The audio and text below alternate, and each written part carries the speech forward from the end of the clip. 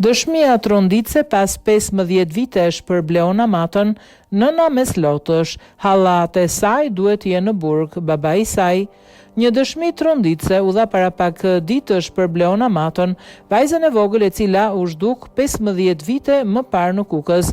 Një i moshuar ka ndarë një sër informacionesh dhe detajesh që lidhen me rrethanat e rrëmbimit, lëvizje të dyshimta dhe element që mund të hapin pista të reja hetimi për fatin e Bleonës.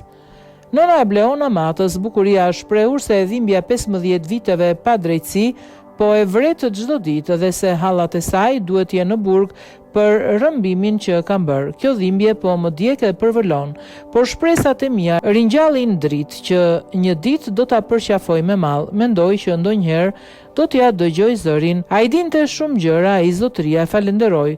Kur ka qenë tek njerëzit e humbur, gjithë fshatarët e mbajtën të fshehtë këtë para policisë se kishin frikë. Atë ditë është parë një makinë me targa vlorë. Përse vonoj kaq drejtësia, e përjetojmë këtë dhimbje, ai zotëria ka thënë. Jam moshe vjetër, e kam ditur këtë informacion, por nuk më ka lënë familja, nuk dua të vdes me këtë breng, ka thënë ai. Po të ishte drejtësia e mirëfillt, nuk do të ishim bërë 15 vite dhe 5 vajzat të rinj të lira. Ato të ndëshkrohen me burg derisa të flasin të vërtetën.